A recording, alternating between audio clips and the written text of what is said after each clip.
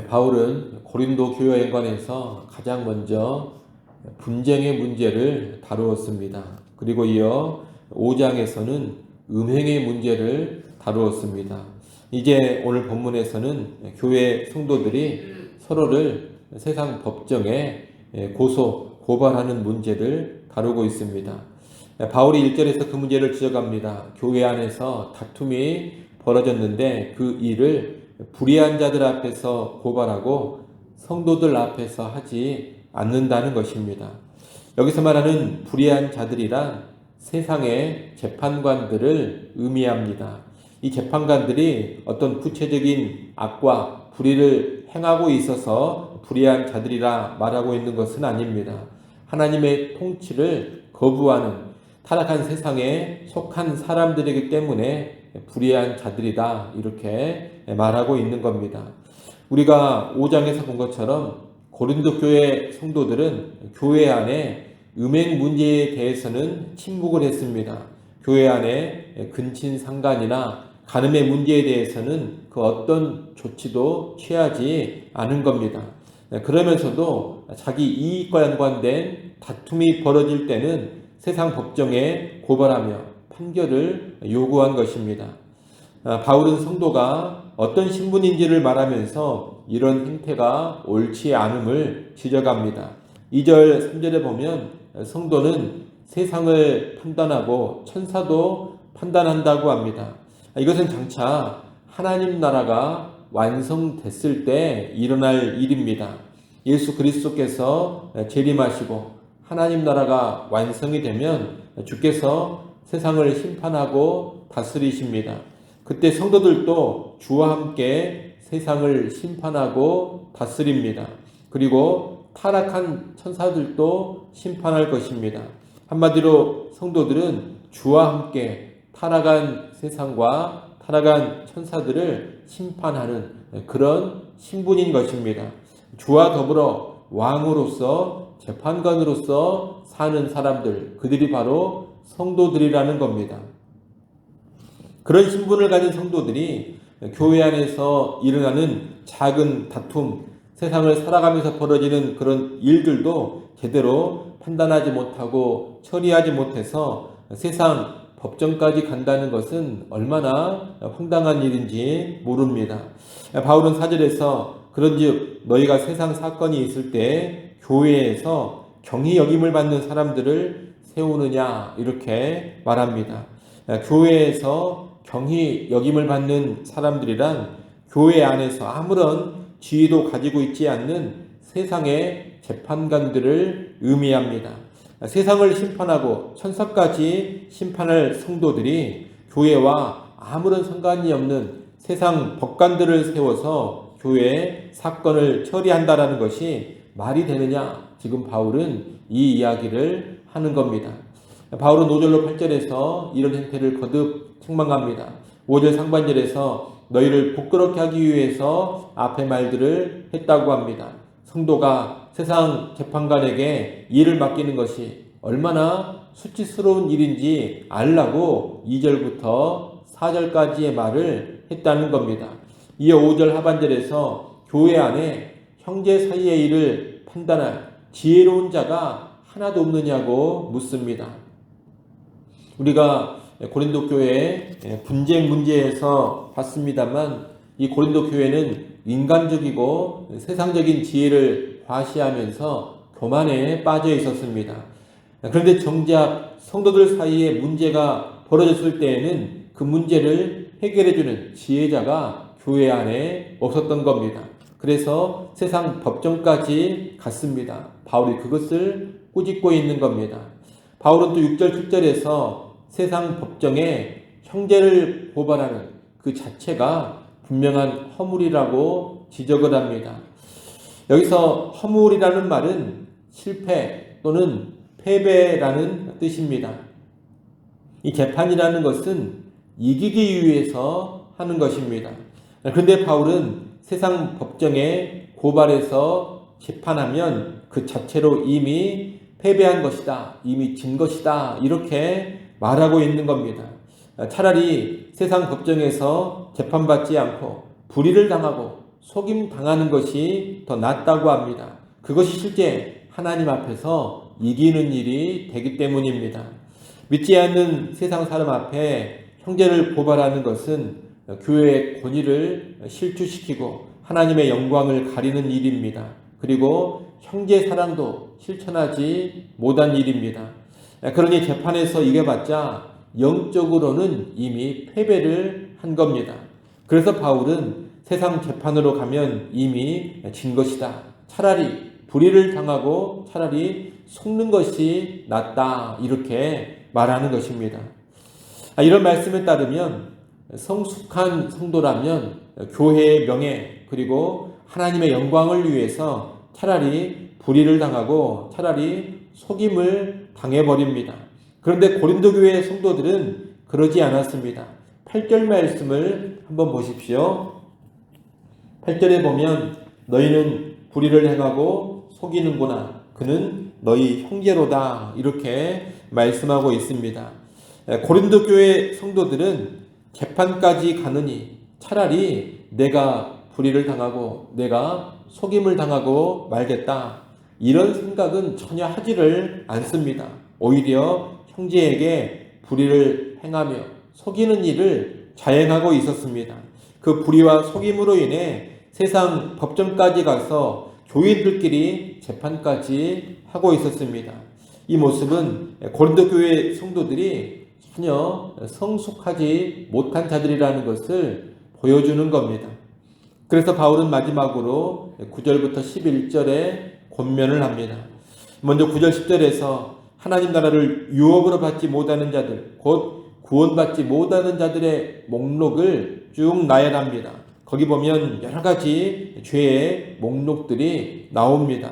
예수를 믿고서도 계속 그런 죄들 가운데 있다면 그 사람의 믿음은 참된 믿음이라고 할 수 없습니다. 그런 사람은 교회 안에 들어왔지만 진정한 성도가 아닙니다.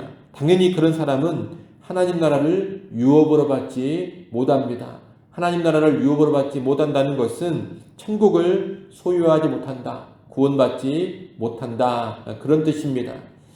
바울은 고린도 교회 성도들 가운데 과거에 이런 죄를 짓는 사람들이 있었지만 회개하여 예수를 믿어 거룩하고 의롭게 되었다고 합니다. 과거에는 그런 죄를 지었지만 이제 구원의 백성, 하나님 나라 백성이 되었다는 겁니다. 바울이 세상 법정에 고발하는 문제와 연관해서 이런 말을 하는 것은 다른 이유가 아닙니다. 교회 안에서 형제에게 불의를 행하며 속이는 일을 하는 것, 또 그런 문제를 가지고 재판 자리까지 가서 형제끼리 싸우고 다투는 것은 구원받은 하나님 나라 백성이 할 일이 아니다. 이것을 말하는 것입니다. 그런 일은 예수 믿기 전에나 하는 일이지 예수 믿고 나서는 할 일이 아니라는 겁니다. 그런 일은 하나님 나라를 유업으로 받지 못하는 그런 사람들이나 하는 일인데 너희는 어떻게 그런 일을 지금 하고 있느냐? 바울은 이렇게 권면하며 꾸짖고 있는 겁니다. 나아가 이 말에는 경고의 의미도 담겨져 있습니다. 만약 너희가 계속해서 그런 일을 하고 있다면 너희는 하나님 나라 백성이라고 말할 수가 없다. 계속 그런 식으로 살아간다면 너희는 교회 안에 들어왔을지 모르지만 하나님 나라를 유업으로 받지 못한다. 진정으로 구원받은 사람이라고 볼 수 없다. 이런 경고의 의미도 담겨져 있는 겁니다. 이상의 내용은 오늘날 현대교회에 시사하는 바가 큽니다. 오늘날 현대교회 안에는 여러 가지 사건, 사고들이 벌어지고 있고 그런 일들로 인해 세상 법정에 교회가, 성도들이 고소, 고발하는 일이 끊이지 않기 때문입니다. 오늘 본문의 말씀에 따르면 원칙상 교회 문제를 세상 법정으로 가지고 가는 것은 잘못입니다. 교회 문제는 교회 안에서 처리해야 합니다. 성도들 사이의 문제, 교회 안의 문제를 성경적으로 지혜롭게 분별해서 처리하는 것이 바람직하다는 겁니다. 그래서 교회에는 교회 법이 있는 것이고 또 교회 재판이 있는 겁니다. 그러므로 교회 안에 문제가 생긴다면 교회법에 따라서 처리를 해야 합니다. 그리고 필요하면 노예나 총회 재판국을 통해서 처리해 가야 할 것입니다. 때로 교회 안에서의 처리라든가 또 노예나 총회 재판국의 처리가 마음에 들지 않을 수 있습니다. 뭔가 처리가 미진할 수도 있습니다. 그렇더라도 사랑의 정신으로 십자가의 정신으로 나아가는 것이 필요합니다. 그래, 내가 손해를 보고 말자. 내가 차라리 불의를 당하고 내가 차라리 속임을 당하고 말자. 그렇게 나가는 것이 필요하다는 겁니다. 그것이 십자가의 도, 십자가의 정신입니다. 우리가 손해볼 줄 모르고 억울한 일을 참을 줄을 모른다면 어찌 복음을 알고 십자가를 아는 사람들이라고 말할 수가 있겠습니까? 그래서 교회의 처리가 미흡하고 미진하다 하더라도 복음의 정신, 십자가의 정신을 품고서 세상 법정으로까지는 가지 않는 겁니다. 예외가 있을 수는 있겠습니다만 여하튼 교회 문제는 세상 법정으로 가져가지 않는 것이 원칙이다. 이 사실을 우리는 꼭 기억해야 하겠습니다. 아울러 교회법으로 제대로 치리가 되지 않는 악인들, 불의한 자들은 하나님께서 반드시 단죄하신다는 것도 우리가 알아야 합니다. 불의와 속임을 행하고 여러 죄악을 행하는 그 사람들이 교회 안에서 제대로 징벌받지 않는 그런 경우도 많이 있을 겁니다.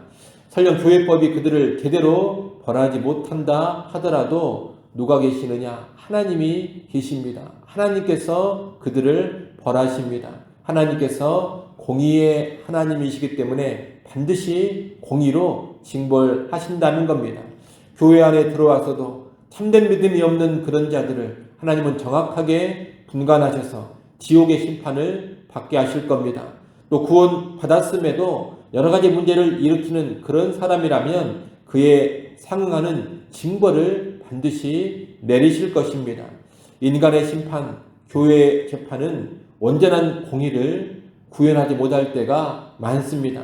하지만 하나님의 심판은 완전하게 공의를 구현하십니다. 우리는 그 하나님의 공의를 확신하면서 교회 안에 불의와 속임의 문제를 쉽사리 세상 법정으로 가지고 가지 않아야 할 것입니다.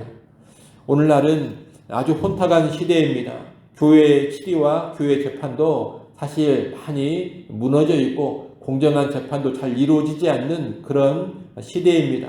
걸핏하면 세상 법정으로 교회 문제를 가지고 가는 그런 시대입니다. 그래서 교회가 수치를 당하고 하나님의 영광이 많이 가려져 있는 시대입니다. 이런 시대에 우리는 다시금 오늘 본문의 말씀을 기억하면서 교회의 교회다움과 성도의 성도다움을 회복해야겠습니다. 교회는 교회대로 성도들 사이의 문제, 교회 안의 문제를 신령한 지혜와 권위로 바르게 처리할 수 있어야 할 것입니다. 그리고 성도들은 성도들대로 내가 죽어지고 내가 손해보고 말겠다는 십자가의 도, 십자가의 정신으로 살아갈 수 있어야 하겠습니다. 그런 삶을 살아갈 때 교회의 회복이 있을 것이고 하나님의 영광이 아름답게 드러나게 될 겁니다. 우리는 그런 삶 살아갈 수 있기를 간절히 바랍니다. 기도합니다. 하나님 아버지, 수많은 교회 문제들을 세상 법정으로 가지고 가는 혼탁한 시대를 우리가 지금 살고 있습니다.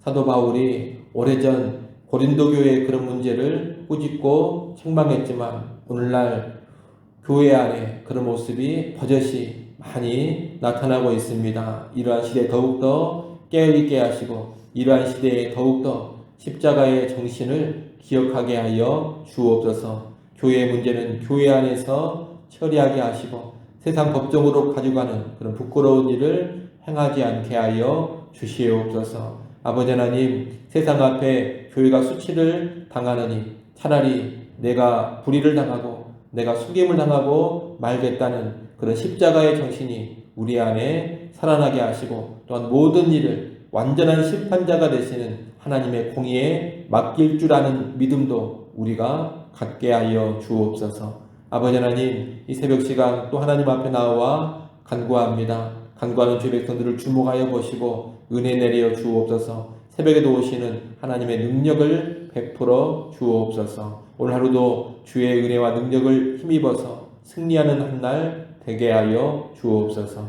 예수님의 이름으로 기도드리옵나이다. 아멘.